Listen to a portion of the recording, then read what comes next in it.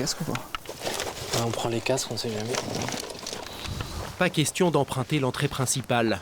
Ils passeront par le jardin. Pas question non plus de donner les noms des 2 membres de ce commando. Ce qu'ils font est illégal.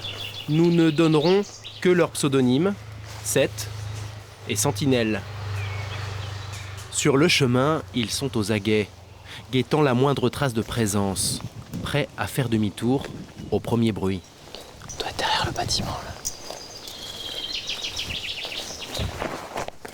Perdus au milieu de la campagne, ils arrivent enfin à leur destination, une vieille demeure bourgeoise dont nous tairons la localisation exacte. On fait gaffe parce qu'on risque d'être visible de la route là, on trace là direct. Ils se cachent, pourtant en réalité ils viennent plus en touristes qu'en cambrioleurs. Ça a l'air calme. Des touristes spécialisés dans les lieux abandonnés. La porte est grande ouverte, du mode infiltration, ils passent en mode exploration. 969. Tapisserie d'épaule. Le manoir date de la fin du 19e. Il a été recyclé une première fois en colonie de vacances, puis en hôtel. Depuis 6 ans et une faillite, il est abandonné. Les propriétaires devaient penser que ce serait temporaire. Les mobiliers sont encore là, c'est sympa. Par contre, le bâtiment commence à accuser un petit peu les ravages du temps. On sent l'humidité. Et on voit les plafonds qui sont en train de commencer à dégringoler. En attendant que la maison ne s'écroule, cela reste le terrain de chasse idéal pour ces discrets visiteurs. Un endroit qu'il faut immortaliser sous toutes ses coutures.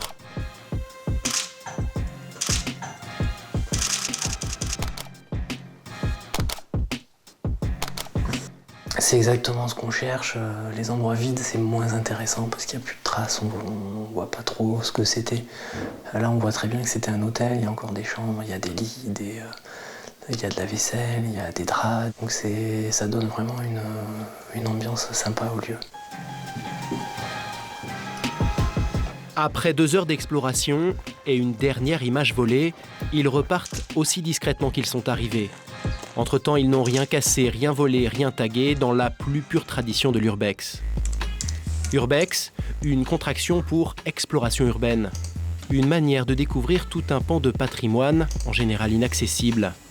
La pratique est en train de se développer considérablement en France. Forums et sites internet se multiplient. On y trouve des bons plans, des conseils et surtout brandis comme des trophées d'innombrables photos d'endroits improbables, maisons abandonnées, friches industrielles ou mines désaffectées. Ces explorations sont souvent illégales et le milieu est réputé très fermé. Combien y a-t-il d'adeptes en France? Sans doute un peu moins de 10 000. Qui sont aujourd'hui les urbexeurs, c'est le nom qu'ils se donnent. Quelles sont les règles et les risques de cette pratique? Rencontre avec ces explorateurs qui redécouvrent des lieux où personne ne va.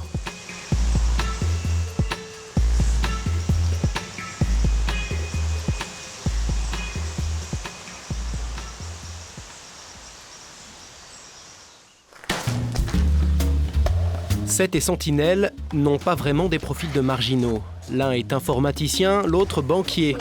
Ils ont même posé des jours de récup pour faire leur virée à l'étranger. Pendant 4 jours, nous allons les accompagner dans les friches qu'ils vont visiter à travers la Belgique. S'ils parviennent en tout cas à tout faire rentrer dans le coffre ce matin. Donc on a un nécessaire de sécurité, une corde, des harnais pour s'attacher. Une trousse de secours aussi en cas de pépin, en espérant qu'on n'en ait pas besoin. Mais il vaut mieux l'avoir aussi. Et ça c'est un des trucs les plus précieux. Donc ça c'est un peu notre caverne d'Ali Baba, c'est notre liste de spots qu'on a pour les quelques jours de voyage. Donc on a un peu préparé un petit résumé vraiment avec une photo, la localisation, parfois un petit peu d'historique, des choses qu'on peut arriver à trouver sur les sujets qu'on va visiter tout simplement. En tout, les 2 trentenaires ont cherché des infos pour une vingtaine de sites. Ils n'en prospecteront pas plus de 7 ou 8, mais ils ont prévu des plans B, au cas où. Ils pratiquent depuis 3 ans sur Lyon et commencent à tourner un peu en rond. Pour 600 € tout compris, hôtel, essence, sandwich, ils vont s'offrir quelques nouveaux spots chez nos voisins belges. C'est un endroit où il y a beaucoup de friches, beaucoup de spots à explorer. Et des spots qui sont en bon état, comparé à ce qu'on a nous en France en fait. Après 100 mètres, vous êtes arrivé. Mais d'abord, il faut les trouver, ces fameuses friches. Vous êtes arrivé. Or là, rien à l'horizon, pas l'ombre d'un bâtiment abandonné. C'est pas ça. Ça n'a pas été rasé quand même. Prends à gauche. Bah voilà. Ah. Le site est enfin repéré. Peut-être pas se garer devant. Non mais en revanche, rien ne nous interdit de faire un passage. Ensuite, le rituel est immuable, petit repérage en voiture et stationnement discret. Si on se gare sur les abords du site ou sur le parking du site, c'est flagrant, ça veut dire qu'on est dans le site. On préfère se garer un peu plus loin puis y aller en marchant tranquillement et pas prendre le risque de se faire repérer comme ça. Reste le plus important, trouver une entrée dans cet ancien hôpital. Une fenêtre cassée, un soupirail. Ou une porte ouverte. Une porte ouverte, ça arrive aussi. Il est hors de question qu'on trouve pas. Après-guerre, ce château de style Renaissance néo-flamand a été agrandi pour accueillir des patients. Les derniers sont partis en 1999. Mais pas question de fracturer une fenêtre pour autant. On forcera pas parce que si on force, on risque de casser et si on casse, ça sera une entrée avec effraction. Une entrée par effraction ne sera de toute façon pas utile. D'autres sont déjà passés par là. Et là, vous n'êtes pas les premiers. Non, a priori, on n'est pas les premiers. Il semblerait que ce soit l'accès du lieu.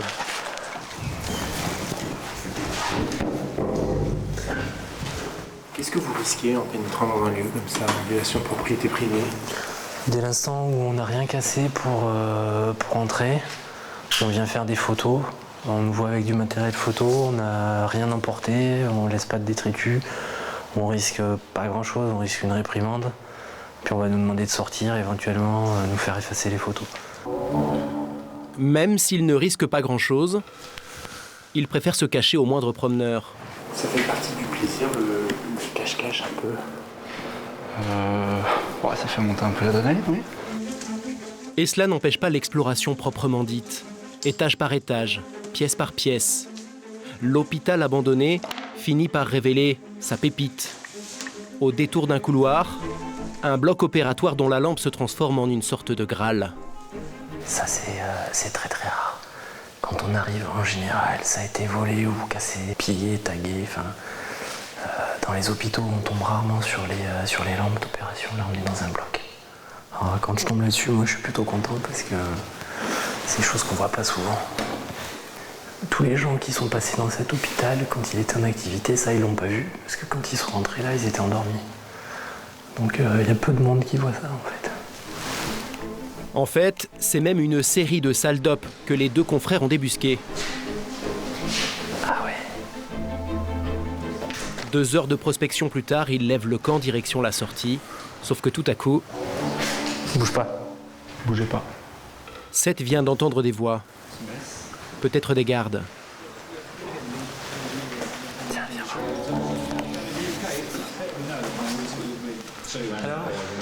Do you need some help? Finalement non, fausse alerte. Il s'agit d'une autre équipe d'explorateurs. Des Anglais et des Hollandais. Tout va bien. Le lieu commence à être connu, tout simplement. Rapide discussion, échange de coordonnées, c'est en quelque sorte la sociabilité de l'urbex. Là, en partant, il nous a dit on s'échange nos emails et puis si vous venez faire un tour en Angleterre, vous passez un coup de fil et puis. On les a invités en France aussi. Voilà. Il y a des chances qu'ils nous contactent et qu'ils viennent. Ça serait sympa. Vu qu'ils feront l'effort de venir jusqu'en Belgique, finalement descendre jusqu'à Lyon, ça va pas être très compliqué. Aujourd'hui, les explorateurs avec qui on partage le plus d'infos, c'est des gens qu'on a croisés sur des sites. Seth et Sentinelle seront peut-être dans les derniers à faire cette balade. Un arrêté de démolition a été pris pour les parties les plus récentes de l'hôpital. Mais l'urbex ne se pratique pas uniquement dans des lieux abandonnés. Nous rejoignons 2 autres explorateurs en plein centre de Paris. On sort, on va là-haut. On va au sommet. Au programme, une visite impromptue de cette très ancienne église. L'ascension a lieu de nuit car l'édifice est toujours en activité. Pour préserver le sanctuaire, ils ne souhaitent pas que l'on filme leur voie d'accès à la toiture. Tout juste peut-on dire que le passage nécessite quelques notions d'escalade. Les toits, c'est vraiment leur truc. Marche bien, marche Dans leur vie professionnelle aussi d'ailleurs, l'un est cordiste spécialisé dans les travaux acrobatiques, le second couvreur. Ils sont tout juste majeurs l'un et l'autre. Ils disent savoir où ils mettent les pieds, même sur des sites classés monuments historiques, comme cette église du XIIe siècle. Vous n'avez pas peur de les abîmer? Bah, on fait quand même attention. Là, par exemple, on a marché là-dessus, là, sur le béton. Et ouais, et puis après, c'est vrai que lui, avec son métier, il connaît quand même assez bien les différentes ardoises. Et là, c'est des ardoises très épaisses, donc on peut quand même se permettre de s'appuyer dessus. C'est vrai qu'après, on ne se permet pas de monter sur des toitures avec de l'ardoise fine, par exemple. c'est un vrai labyrinthe. Dans quelques années, cet endroit sera peut-être ouvert officiellement aux visiteurs. Il faudra prendre un billet pour y accéder. Mais pour l'instant, les deux jeunes gens sont parfaitement seuls, dans une sorte de musée privé. Là, on a le mécanisme de l'horloge du clocher, qui est encore en fonctionnement, qui est d'époque. Je sais pas du tout quel âge il peut avoir, mais au moins 100 ans. C'est presque un peu dommage des fois qu'il n'y ait pas des visites. Qu'il n'y ait pas des visites, ouais, on va dans des endroits des fois qui sont magnifiques, mais qui sont fermés au public, et c'est vrai que c'est un peu regrettable. Ouais. C'est un peu regrettable. En 1572, c'est le tocsin de ce clocher qui avait marqué le début des massacres de la Saint-Barthélemy. Et voilà même l'une des cloches d'époque. On atteint bientôt le sommet et la belle vue. Leur plus grande récompense se trouve à une trentaine de mètres au-dessus du sol, un point de vue imprenable.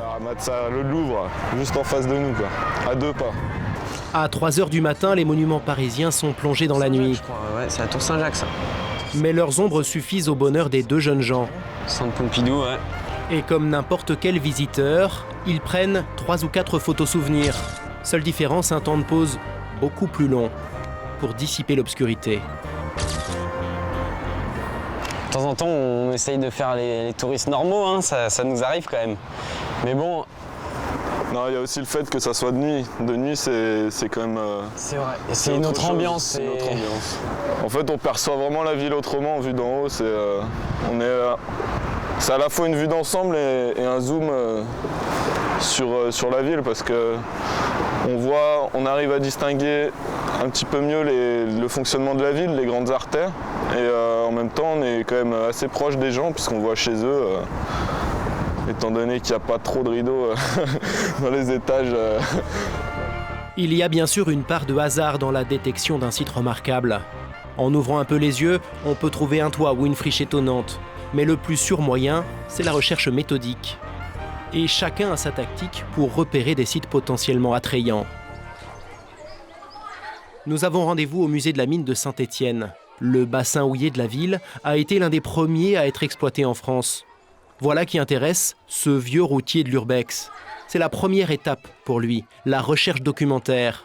Pour avoir accès aux archives Neuro, c'est encore un pseudo à un peu tricher, il a prétexté un livre à écrire sur les mines. J'ai retrouvé ce plan-là qui appartient aux archives municipales de Saint-Étienne, une copie où vous allez avoir l'emplacement de plusieurs puits. Ouais, alors ça, les puits, je les ai déjà en fait. Oula, j'ai pas tout ça par contre. Maintenant, tout est bouché. Ouais. En principe, les houillères, avant de fermer, ont tout sécurisé. Il ne nous dira pas quelles sont ses sources, mais selon les informations dont dispose Neuro, une partie des galeries ne serait pas noyée, contrairement à la version officielle. Elle pourrait être visitée, ne reste plus qu'à trouver les entrées. Qu'est-ce qui vous intéresse sur une carte comme ça? Tous les emplacements des anciennes galeries qui sont des potentiels points d'accès, quoi. Et à ce jeu-là, tout est bon pour détecter des indices. Les ouvrages d'époque, la presse, les bibliothèques municipales ou les bases de données sur Internet. Deuxième étape de cette investigation, le porte-à-porte. Le dernier puits a fermé en 1983, mais dans cet ancien quartier de mineurs, il reste peut-être des habitants ayant quelques souvenirs d'accès ouvert. Bonjour monsieur, je cherche des gens qui pourraient me renseigner sur l'ancienne mine. Par là, je sais pas, enfin moi je connais pas bien parce que là... Pas toujours concluant. Heureusement, il reste la troisième étape, le repérage in situ. Les cartes consultées au musée indiquent des entrées de galeries à proximité du puits principal. Il y a 1, 2, 3, 4, 5, 6, 7, 8, 9, 10. Il y a 10 galeries qui arrivent là, dans le flanc de colline. La première étant juste là, dans l'axe de la galerie, juste au bord du chemin. Donc le chemin est là, donc vraiment là, à 50 mètres.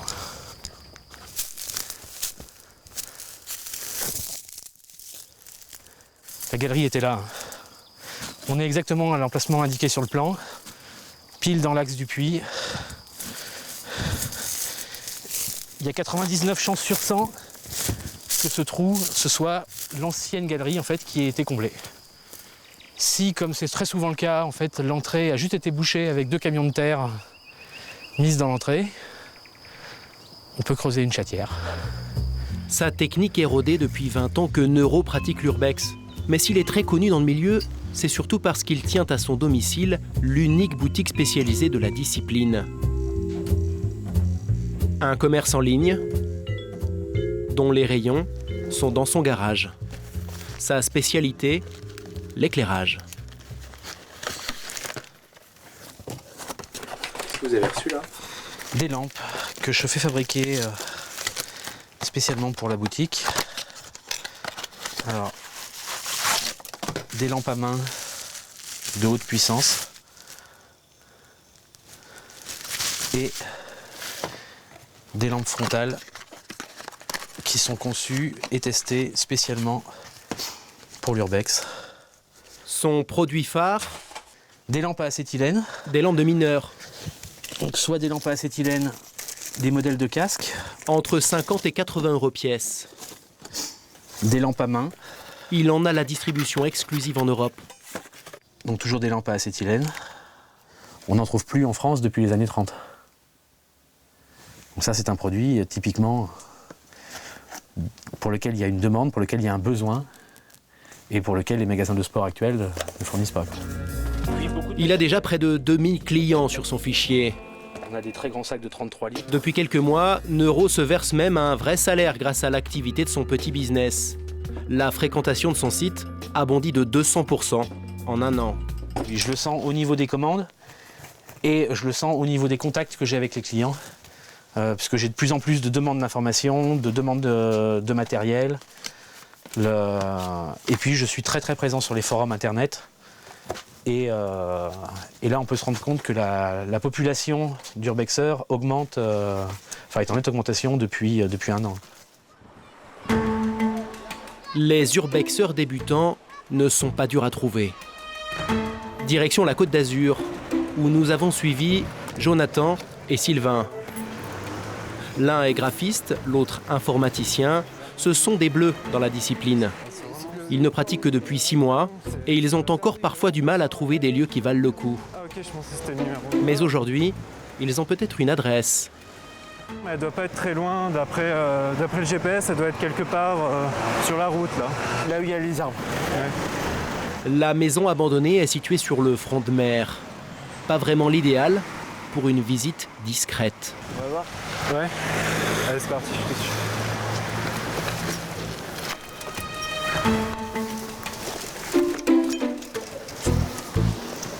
L'entrée se trouve à l'arrière du bâtiment. Mais très rapidement, une fois à l'intérieur, Jonathan et Sylvain déchantent.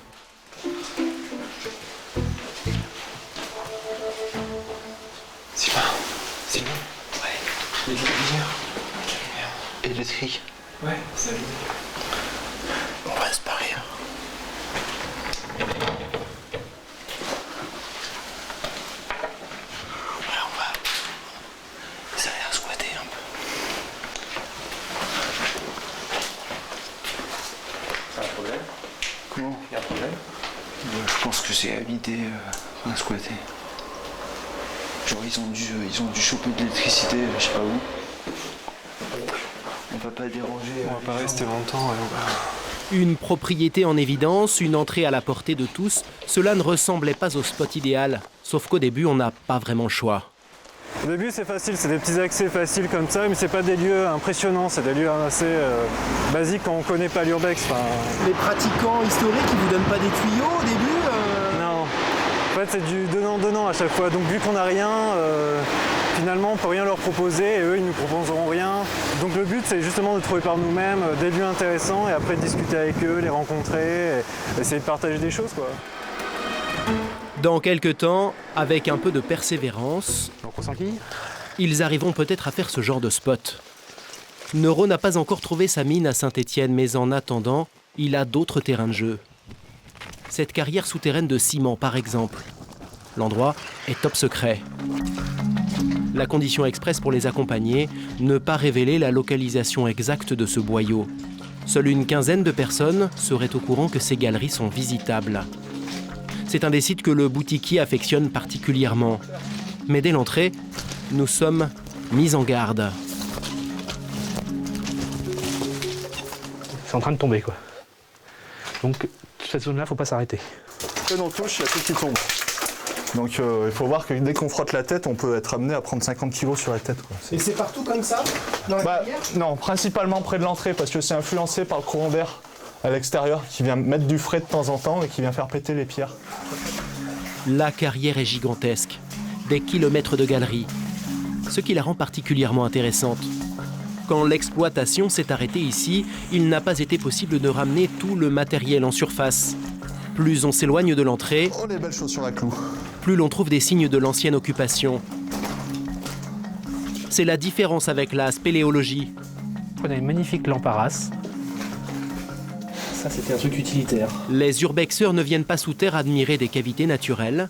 Ils recherchent les témoignages d'une activité passée. Waouh! Ah, ça, c'est le genre de truc que j'aime. Ah, il bouge même plus, des fois, il y en a qui bougent. C'est magnifique, hein. Un résidu de zone de repas. Ça, c'est des boîtes de sardines. Ça, c'est des os de poulet. On peut imaginer qu'il y a 50 ans, 60 ans, ici, à l'époque du repas, il y avait 5 ou 6 personnes en train de rigoler, de discuter, etc. Ou de s'engueuler. Ou de s'engueuler.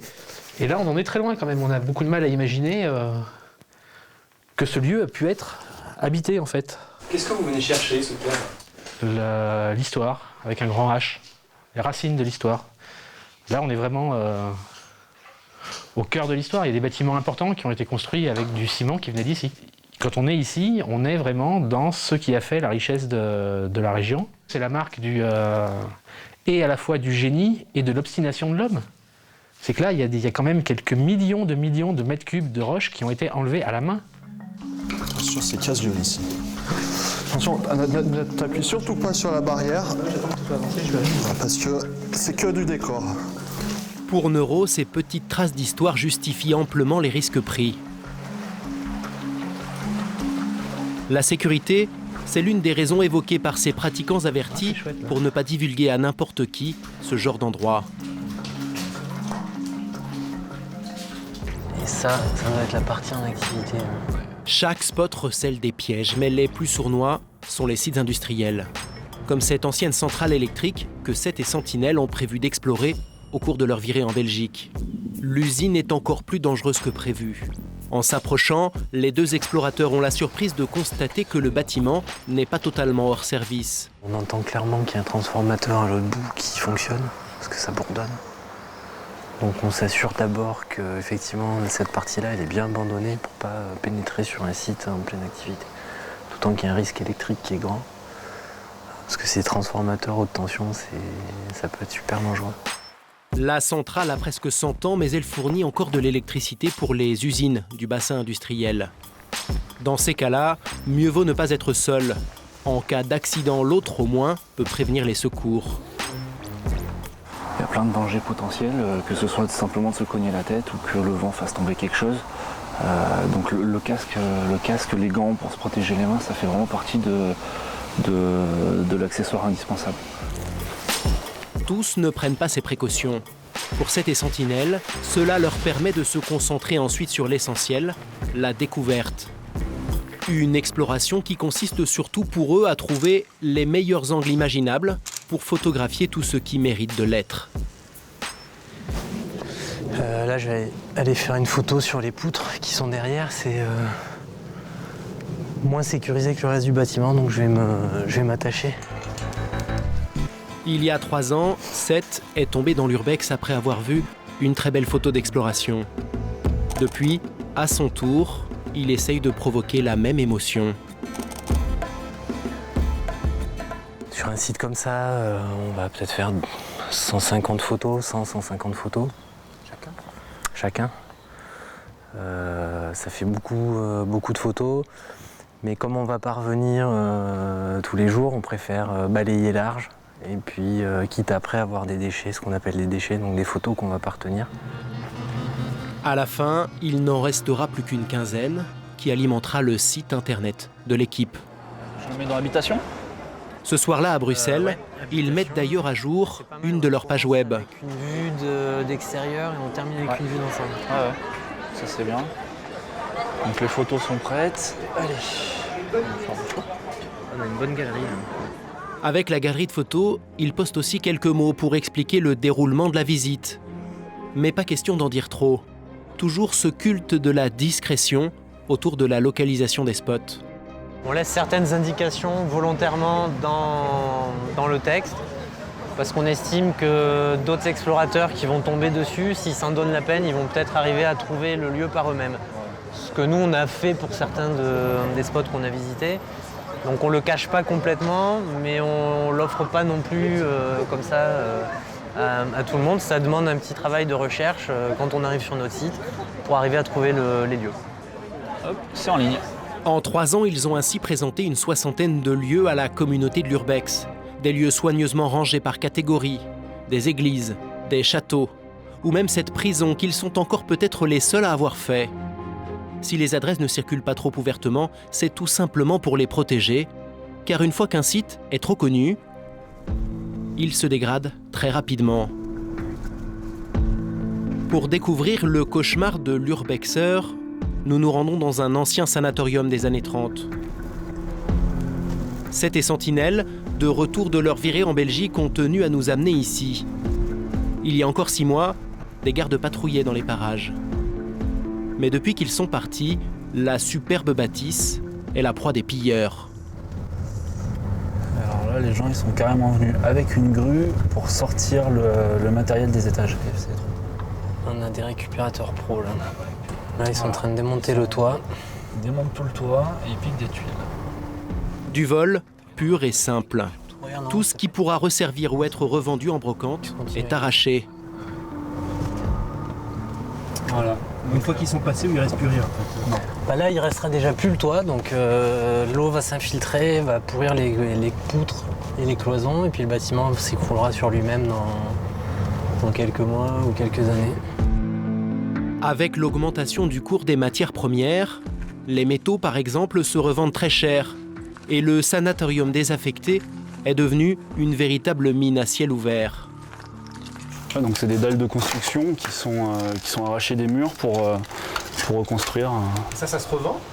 Ça se revend ou ça s'utilise parce que ça vaut quand même assez cher dans le commerce et démonté proprement. Et c'est réutilisé après pour des constructions particulières. Là, on peut voir qu'il y avait des radiateurs, le cuivre a été récupéré, les faux plafonds, donc toutes les gaines électriques sont systématiquement arrachées pour récupérer le cuivre, qu'il y a dans les fils. On s'attendait à ce que ce soit dégradé, mais pas forcément à ce point-là. Il n'y a plus rien, il n'y a plus de cloison. Ils ont emmené même les murs des bâtiments. Donc on savait que depuis que c'était plus gardé, qu'il y aurait des dégâts, mais pas forcément comme ça. Là, il y a plus, pour nous en tout cas, il n'y a plus aucun intérêt au lieu. Donc c'est un spot qu'on n'a pas pu faire, on a raté, quoi. Pour éviter ce genre de désastre, Seth et Sentinelle se transforment parfois en anges gardiens. Pas loin du sanatorium, un autre site. Beaucoup plus confidentiel celui-ci. Un ancien couvent. Pas encore de pillards à l'œuvre, mais déjà quelques dégradations. Si ça se trouve, ils sont arrivés de ce côté pour essayer de rentrer. Construit dans les années 30 pour accueillir une trentaine de sœurs, l'édifice a vu sa population baisser. Il devenait difficile à entretenir. L'église l'a fermé en 2007. Voilà. La dernière fois, c'était hermétique. Et donc là, il y a des gens qui n'ont pas trouvé moyen d'entrer sans casser, ce qui malheureusement arrive, et donc ils ont cassé. Pour éviter que le site ne continue à décliner, ils ont décidé de condamner l'accès le plus évident, même s'ils n'ont aucun droit légal d'agir ainsi. Quand le lieu est abandonné, en général, il y a un peu personne qui s'en occupe en fait. Donc soit il n'y a pas de propriétaire, soit il ne veut pas s'en occuper. Donc on fait ce qu'on peut, tout simplement. Une démarche un peu égoïste puisqu'il s'agit d'abord de protéger leur terrain de jeu personnel. Mais cela va un peu au-delà. En évitant que les propriétaires ne déposent plainte, Seth espère aussi contribuer à la relative tranquillité qui entoure la pratique. Il est clair que s'il y a de plus en plus de monde qui pratique et qui dégrade, il y aura de plus en plus de sanctions et de contrôles et voilà, d'arrestations et autres. Jusqu'à maintenant, on n'est plutôt pas embêté par rapport à ça tant qu'on est réglo. C'est encore un espace de liberté. C'est encore un espace de liberté si on est réglo. On est bon ? Ouais. Allez. Soit.